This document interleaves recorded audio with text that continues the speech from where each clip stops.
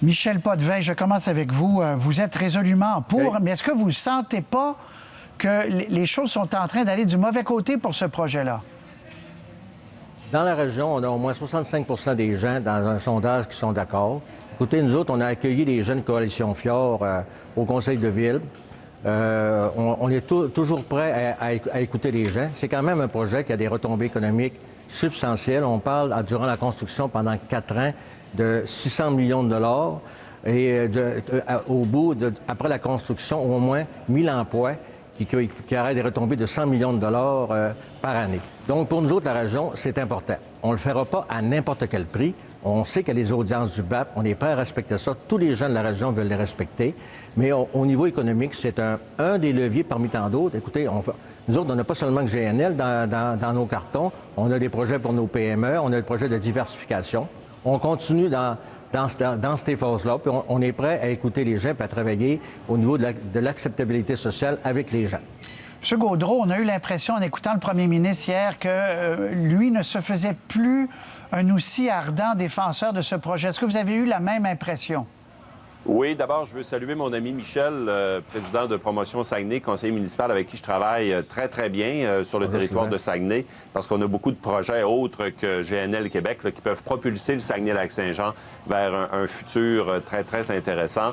Maintenant, pour qu'on réponde à votre question, M. Roy, effectivement, comme M. Fitzgibbon l'a fait d'ailleurs quelques semaines plus tôt, là, c'est le premier ministre, on dirait qu'il essaie de remettre la pâte à dents dans le tube, là, comme on dit, et il met ça sur le dos des financiers, il met ça sur le dos de la crise également du blocus ferroviaire. Alors, on dirait qu'il tempère un peu les choses, parce que c'est clair que pour ce type de projet-là, il y a bien sûr les enjeux environnementaux, je suis le premier à le défendre, mais il y a aussi également l'aspect financier. Attacher tous les fils, aller chercher des financiers, s'assurer d'un marché qui est disponible.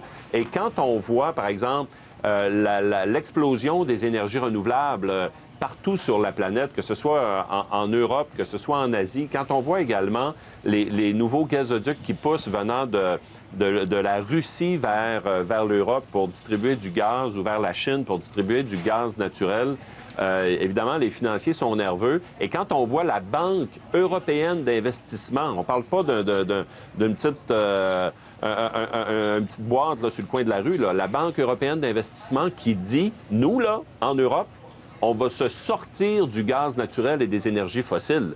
Alors, nous, là, au Québec, pourquoi on irait vendre cette énergie-là? Bien, moi, je peux comprendre des financiers d'être nerveux. Puis là, je comprends M. Legault qui allume, là, tout d'un coup.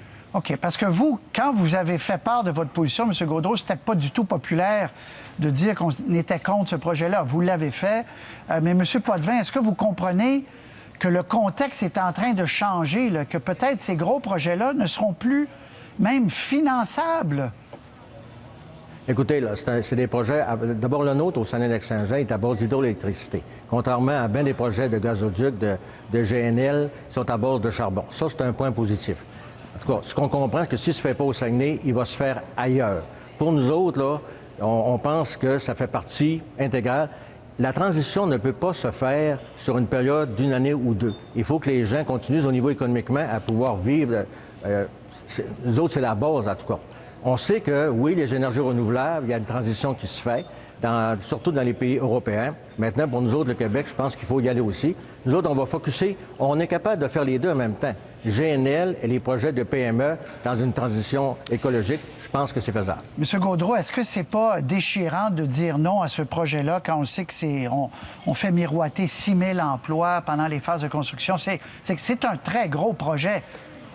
Oui, les 6 000 emplois, là, c'est de façon temporaire pendant les phases de construction. Certains corps d'emploi, mettons les monteurs d'acier, là, ça peut être des chantiers de quelques mois seulement. Nous sommes en pénurie de main-d'œuvre.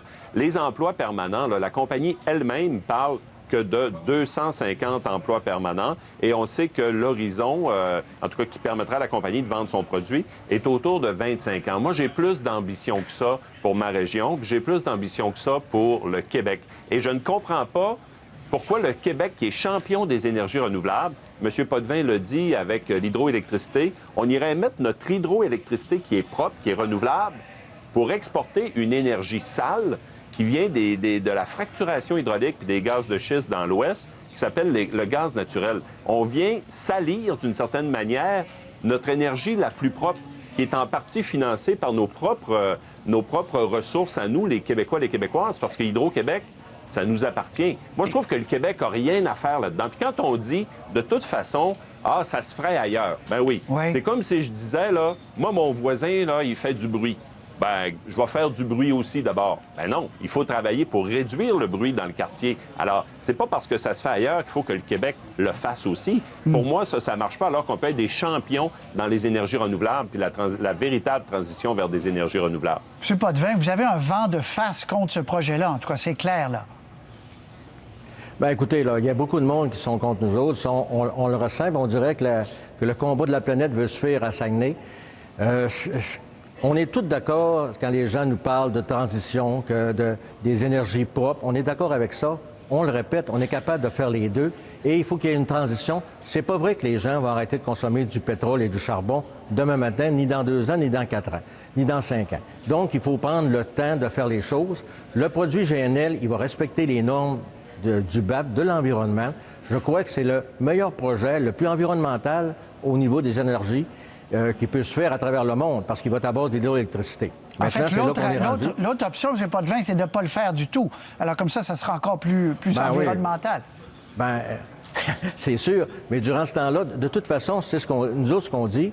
Oui, M. Gaudreau a raison, mais sur certains points, mais il va se faire ailleurs, le projet. Et dans le monde entier, actuellement, il y a la population est en croissance et ils demandent des énergies. Okay. On est d'accord avec les énergies renouvelables, mais ça va prendre des dizaines d'années. M. Gaudreau, d'ailleurs, les ministres du gouvernement de la CAQ retransmettaient cet argument-là en disant si nous, on ne le fait pas, d'autres vont le faire, mais de manière pire. Là.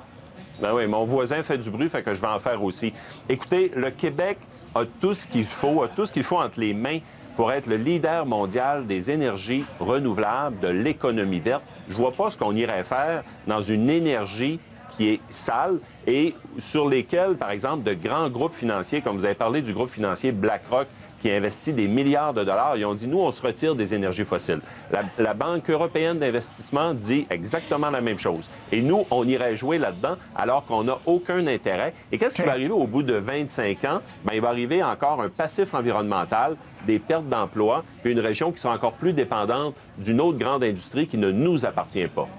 Sylvain Gaudreau, merci de nous avoir parlé. Je rappelle que vous êtes, bien sûr, candidat à la chefferie de votre parti. Puis c'est une position qui n'était pas nécessairement facile à prendre. 10 secondes pour vous? Bien, moi, je suis convaincu que je suis du bon côté de l'histoire. Hein. Je vous rappelle qu'il y a quelques mois, on était 500 000 dans les rues du Québec pour dire que ça prend des gestes forts contre la crise climatique. Alors, je pense que je suis du bon côté. Michel Potvin, merci. Vous espérez toujours que ça va marcher, M. Potvin? Bien, nous autres, on est du côté de la population du Saguenay-Lac-Saint-Jean. Point final. Michel Potvin, Sylvain Gaudreau, merci beaucoup. On va s'en reparler. Merci. Merci.